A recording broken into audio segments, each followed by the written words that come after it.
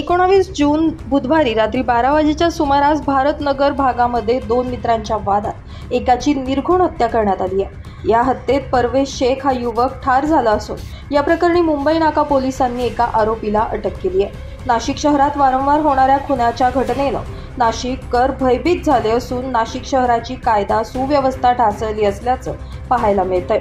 शहराच्या विविध भागातून खून, दरोडे, मारामाऱ्या, गाड्यांच्या काचा फोडणे असे प्रकार नित्याचे झाले असून यामुळे नाशिककर दहशतीखाली वावरत आहेत।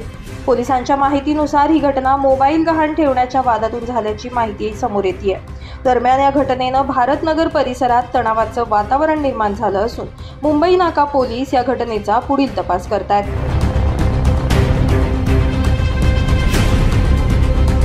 ब्युरो रिपोर्ट, नाशिक माझा न्यूज, नाशिक।